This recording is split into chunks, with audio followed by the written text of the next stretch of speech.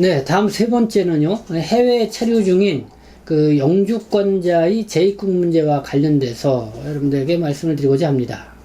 이분은 이제는 베트남에 거주하고 계시다고 그래요. 저하고도 이 전화 통화를 했었는데요.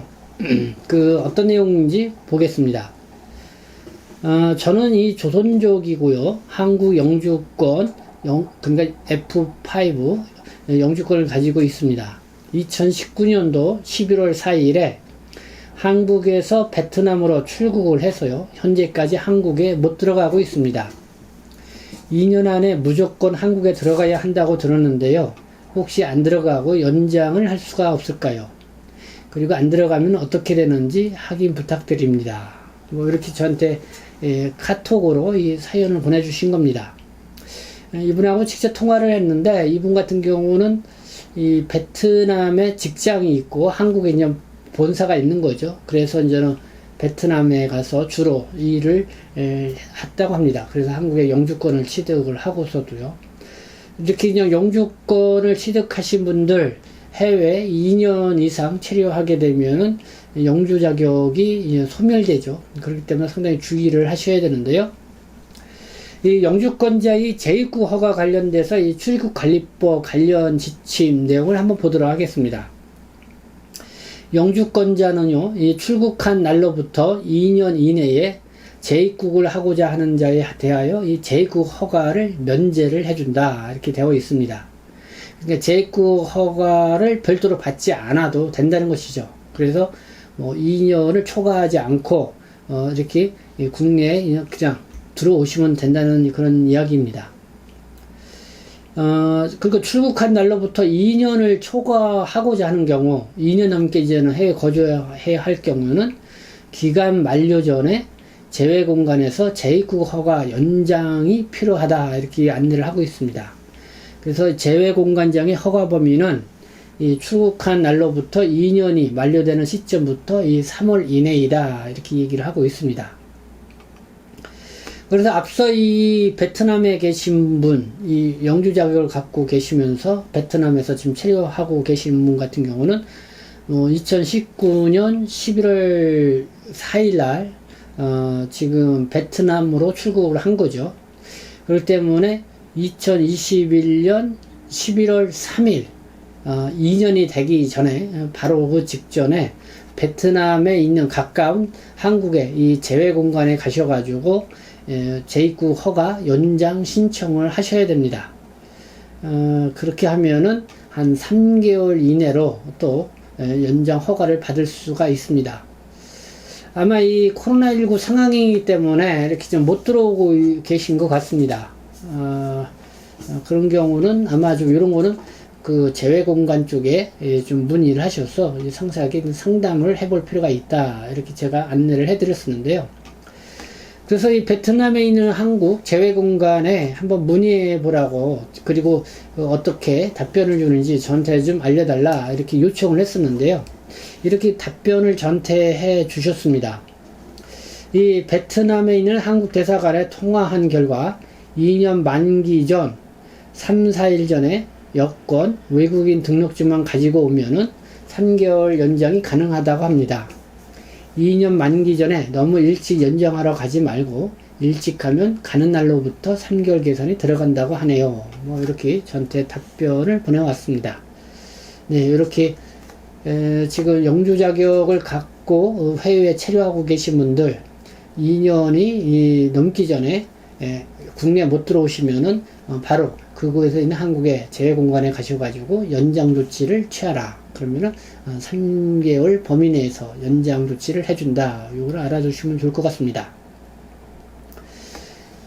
네, 다음 네 번째는요. 이 코로나19로 인해서 이 출국을 못하는 이 출국 유예자의 체류 재연장과 관련돼서 여러분들에게 말씀을 드리고자 합니다. 네, 요 사연은 뭐 여러분들 좀 잘 들어주시고요. 그렇게 해서 이와 비슷한 상황에 있으신 분들은 좀 참조해 보시면 좋을 것 같습니다. 안녕하세요. 이 동포세계 김국장님 수고가 많으십니다. 저는 이 수원에 거주하는 58세 여성입니다. 남편이 작년 1월에 C38 비자로 한국에 왔는데 코로나 때문에 4월부터 체류 연장을 하였습니다. 그리고 올해부터는 비행기표 사고 그러니까 올해부터는 비행기표를 사고 또 저야 진단서도 제출을 하여서 1개월 또는 2개월씩 연장을 하였습니다. 저는 갑상선 암 전절제 수술을 하고요. 방사선 치료를 하였습니다.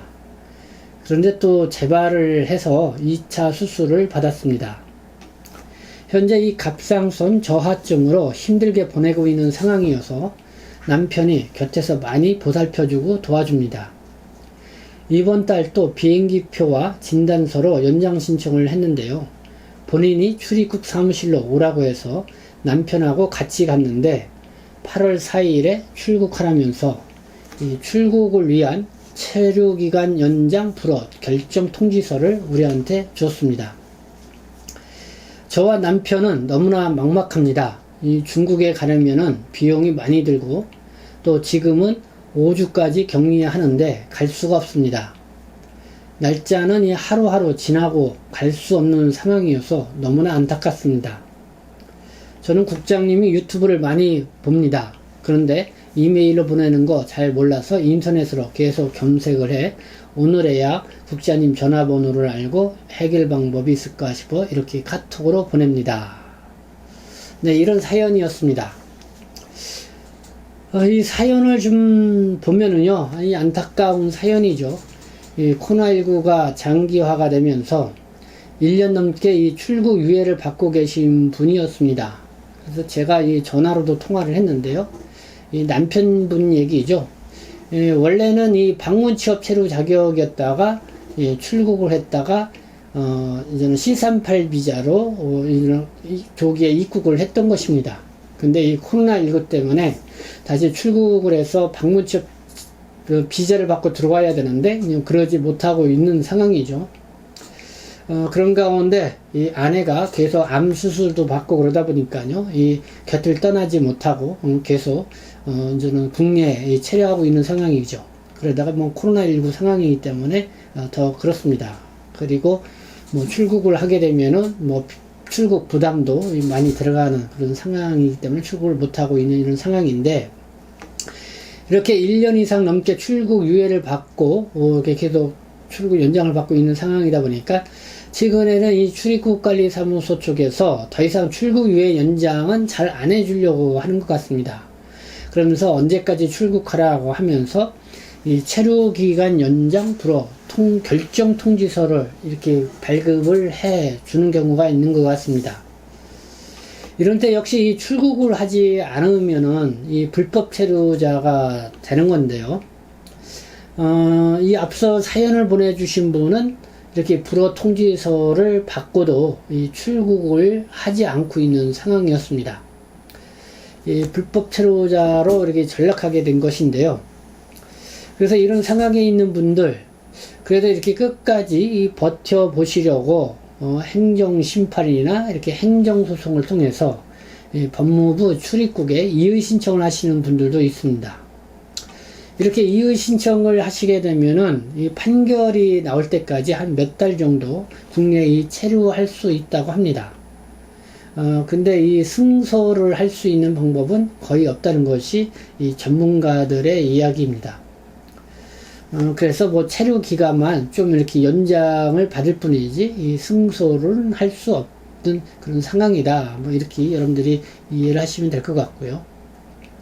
그래도 이런 방식이라도 좀 더 국내에 더 연장을 하면서 체류를 하고 싶은 분은 이 불법 체류가 된 그러니까 그 출국 통지서를 받고서도 출국하지 않고 있는 있었다시면 이 불법 체류가 된 날로부터 최소한 일주일 이내에 이의 신청을 하셔야 됩니다. 그러면 행정심판이나 행정소송을 진행을 하시게 되면은 이렇게 된다고 합니다. 또 이런 부분을 참조해 주시고 필요한 부분은 여러분들이 이 전문가 쪽, 뭐 행정사라든가 어쨌든 이 변호사 이런 전문가 쪽에 의뢰를 하셔서 여러분들이 이를 이렇게 상담을 하셔서 진행을 하시면 될 것 같습니다. 네, 뭐 이렇게 잠딱한 상황에 있는 분들 굳이 이렇게까지 할 정도로 이 법무부가 이 출국 유예 연장을 더 이상 해주지 않고 있다는 것이 참 안타까운데요. 지금 법무 출국에서는 지금 코로나19 국내 상황이 이렇게 좀 안 좋은 이런 상황을 좀 감안을 해서 이런 부분은 충분히 좀 고려를 해 주는 것이 필요하지 않나 하는 생각을 다시 한번 가져보게 됩니다. 네, 마지막으로 여러분들이 전해드리고자 하는 것, 중국으로 출국하기 위한 핵산 검사와 관련돼서 이렇게 문의한 질문도 있었습니다.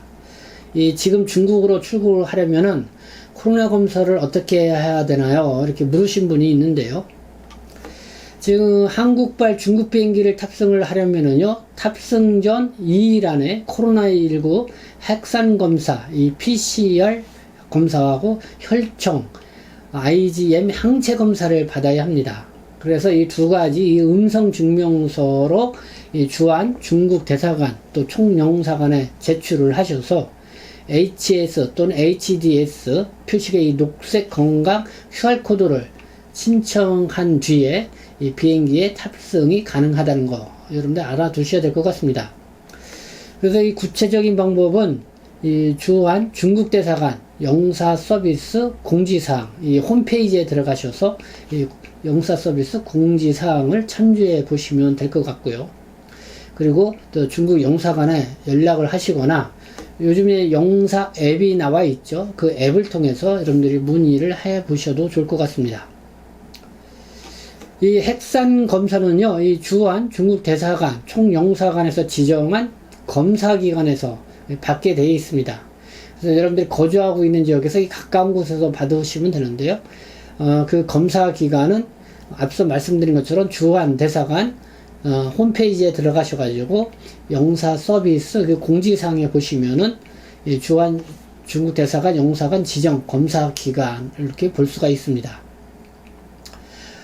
그리고 중국 국적이신 분들은요, 이 위챗, 이 방역 건강 QR코드, 이 미니 프로그램, 이 영사 앱이죠. 이거를 통해서 이 검사기관 소재지 중국 공간을 선택을 하시고 개인정보를 입력하고 병원에서 받은 시험 성적서를 업로드 해야 된다는 것도 알아두셔야 될 것 같습니다.